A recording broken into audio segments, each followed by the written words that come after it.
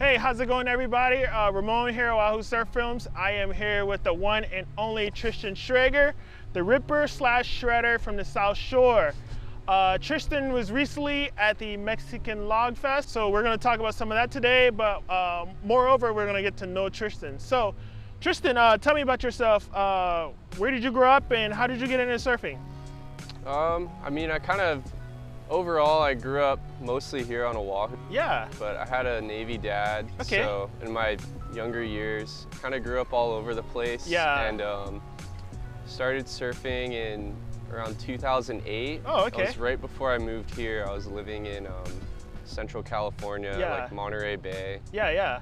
And then right when I started surfing, that's when my family found out we were moving here. Wow. And yeah, it was kind of like... And the rest is history, it's like... moved here and yeah, never looked back. Awesome. So when you first got here, like what were some of your places you'd go, or like one of the first places you paddled out? Well, the first place that I surfed when I moved here was White Plains Beach. Yeah. And that, when I first moved here, I was still, you know, just starting and honestly scared, and White Plains was kind of like the spot to go, you know. Yeah, yeah. Because, you know, it's soft, it's kind of like a beginner spot. Right. So, and for me it was like epic. I thought White Plains was like going off. Yeah. Now I go back. Yeah, yeah. I'm like, dang. Yeah. So what was the first experience, you know, when you caught that first wave? What did it feel like? Well, that was in California, and I remember just seeing my uncle and cousin, actually, they're the ones who inspired me to surf. And because I was skateboarding a little at the time, and then we'd go up north and visit some family members, and my uncle and cousin, they'd go every morning at like 6, 7 a.m. and I was always so fascinated by it. Yeah. I wanted to go so bad, and then eventually he gave me like one of his old hand-me-down 6'2" yellow shortboards. Yeah, yeah. And you know, I'd beg my mom to take me to the beach every day after school, and I didn't have anyone teach me. I didn't have any friends or family that surfed besides those two that I rarely saw. So, you know, for me, I think it was kind of cool because there was no one else around for me to like compare myself to. Yeah. I just was going out there and like teaching myself how to surf. Wow. So yeah, pretty much self-taught. Yeah, and as far as like how it felt, like, I mean, I was hooked instantly, just like anybody will tell you. Yeah, yeah. No matter who you are, when you start, like yeah. Once you try it and get that first taste of it, like you just want to keep doing it for some reason. Awesome. So what are some of your favorite spots to surf here on Oahu? Here, I mean, it really just depends on the time of year. Like, I'm kind of just somebody who likes to go wherever it seems the waves like are. Yeah, yeah, like, yeah. We live on a small island and we have so many options. It'd be a shame to just surf like... sit and park at one spot, yeah. You know, yeah, exactly. And I have the same mentality. Like, I know there's a lot of people I see that literally like year round, whenever I go there, they're always in that same spot where, yeah. You know, they see me and they're like, you're all over. I'm like, yeah, because I go where the surf is, so. And I mean, there is that comfort of like having your spots that are kind of like, you know, you consider your home break. Like for me here in town, I definitely consider Bowls. Right, yeah. One of my, you know, it's one of my home zones, and I love surfing here, probably more than anywhere, to be honest. But, you know, it just depends on the season. Like when there's waves up north, you know, go to Rocky Point or V-Land. Yeah. Maybe Pipe if it's not too gnarly. Yeah, yeah. Still, I kind of just started trying to go out there this last season, and it's definitely humbling. It is, yeah. But it's really fun. Just sitting out there is really cool. So yeah, it's something I look forward to for next winter. Cool. And so you not only ride longboard, you also ride shortboard. Yeah. So tell me, how did you get into, you know, switching back and forth? Because usually guys who start out on the longboards, they tend to stick to the longboards, whereas guys who start on longboards, sometimes they switch to shortboards. And you know, they pretty much, they don't go back to the shortboard. So yeah. How are you, were you able to, you know, make that transition back and forth? Like, because I've seen you surf long and short, Yeah. and you look pretty natural. So like, for you, like, to be able to switch back and forth, Yeah. like, is that like, is there, you know, some type of tip you could give to anybody that wants to, you know, eventually move to shortboard? I mean, just to give you like a backstory, when I first started surfing, I started on a shortboard, and for most of my life of surfing, I mainly only shortboarded. Really? Yeah, I only shortboarded, and it was maybe like 4 or 5 years ago, I like started longboarding like way more. Yeah.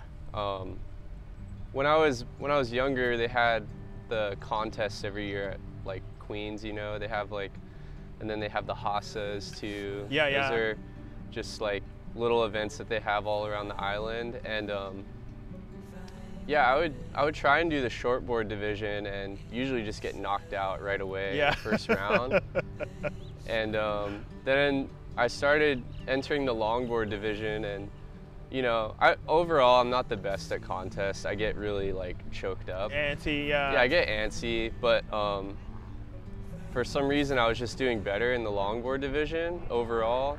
So, you know, being stubborn all throughout like my childhood and high school, I was still like, nah, I just want to shortboard. Yeah, I want to yeah. be like all my friends, and like I just want to freaking, you know, rip around and stuff. And so I never really like took it as a hint to like keep doing it, and kind of just let everyone around me influence what I was gonna ride. And then as I got older, I just started, you know, like doing what I wanted to do and surfing how I wanted to. And a big influence for me was moving to California for a couple years. Yeah. And, you know, the waves are not like here. It's not like good all the time. It's pretty small often, and that's just like the right board to ride is a longboard. So Yeah. I started doing that, and realizing how fun it is, and you know, just kept doing it. And now it's about like 50-50. Yeah. I ride longboard and shortboard. Yeah, and yeah. honestly, just anything, like especially growing up here, you kind of are taught that like you should be trying to ride everything, not just sticking to one board. Right. And yeah, so I just try and ride whatever seems good for the waves, Yeah. you know, and try and not like get stuck on one thing. Like if I'm longboarding like every day, I'll try and make myself go shortboard, even if it's not that good. I'm just like, okay, I need to, you know, get the dust off, Right.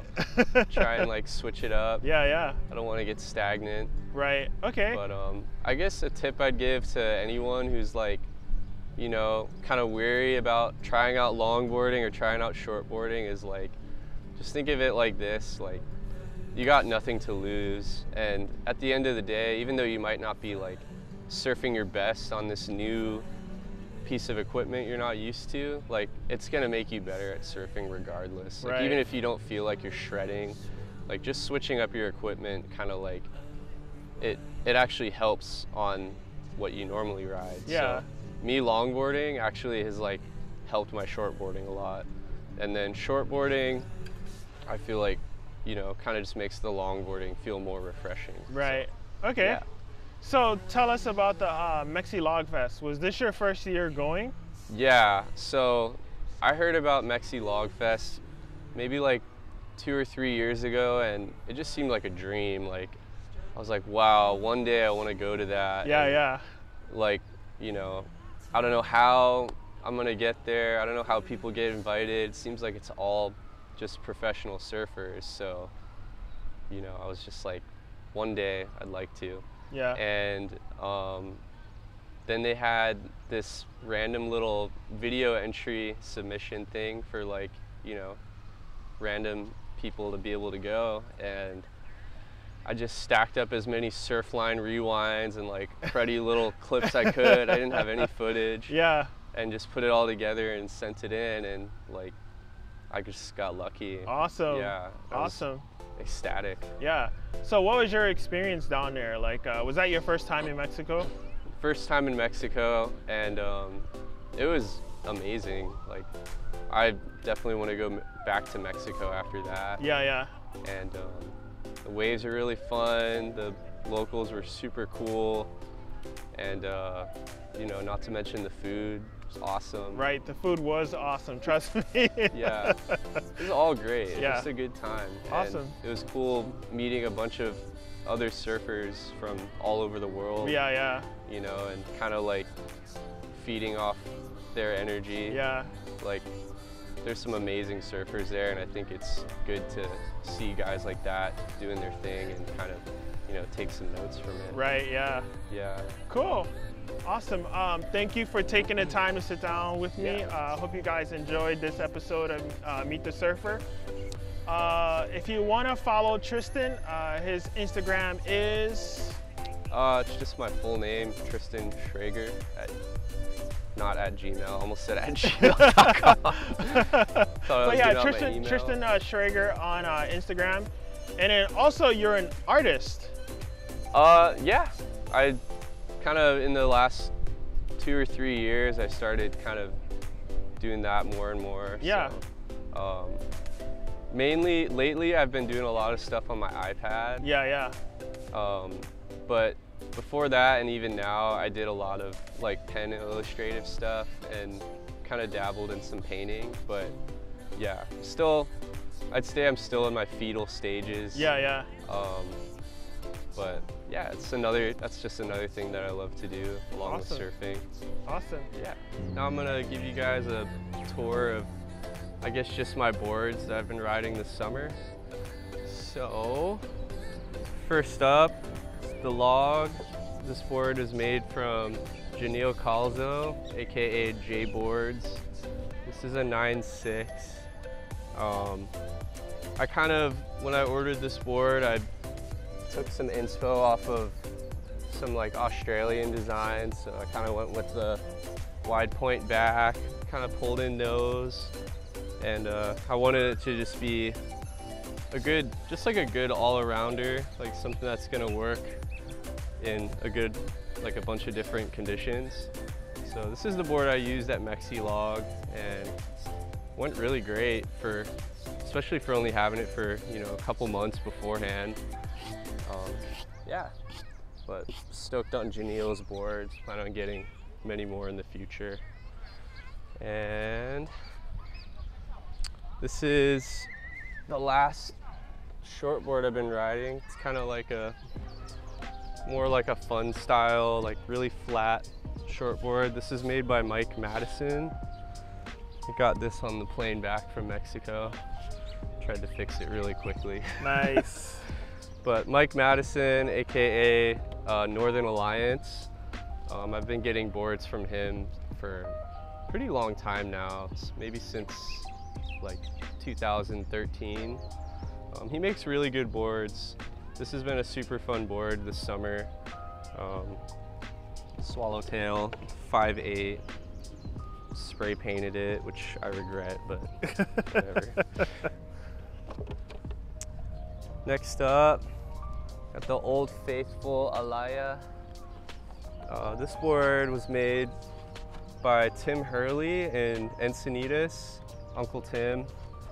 He's a really cool dude because I think he's in his 60s and he only rides finless surfboards and Alayas, and it's really amazing seeing someone, you know, in that part of life that's just ripping around and, you know, just so stoked on surfing. He's the coolest guy.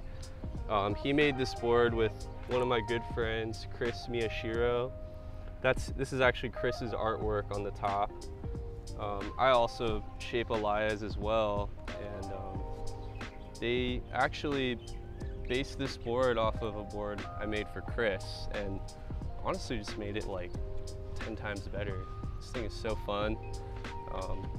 It's a good board for when things are getting really stale, and I guess when you really want a good workout. Practically underwater when you're on it. But yeah, good fun. Always good fun on the Alaya. And this is the most recent board I've gotten. I was, you know, riding a lot of, like retro-y stuff, like longboards and fishes and stuff like that. And I don't know why, I was just like itching to get aggro. So I got a kind of like a really standard thruster shortboard. I guess it's kind of got like a more square tail, so it's still a little bit alternative, I guess. But this is also from Mike, Northern Alliance. Yeah, I've only ridden this board maybe like actually just one time, so far it's really fun. Just getting used to riding a normal shortboard. It's been a minute, so wish me luck. And this one is also 5'8", 18 1/4 by 2 1/4. Probably Cool. keep this one. I'll probably not paint this one. Yeah. It looks really nice. So. But Awesome. yeah, so these are just my boards I have at the moment for summertime. Definitely want to kind of get some more variety though. Yeah. Maybe try and get like a little fish or something in the mix, you know. That would be fun. But otherwise I'm stoked with these. This kind of covers all the bases. Cool. But yeah, thanks for checking out my boards. Cool. Thank you for taking the time out your day to sit down with me, and I hope you guys enjoy this episode. And if you haven't already, like and subscribe to the channel, as it helps me grow. And also, if you're on YouTube, go to YouTube and hit that notification button, because when you hit that notification button, every time I upload a video, you get to see it firsthand. Thank you. Aloha. If you have a love for surfing and Hawaii, consider becoming a Patreon member, as this would not only support me, but help me bring you more behind the scenes content, stories, and action from around Oahu.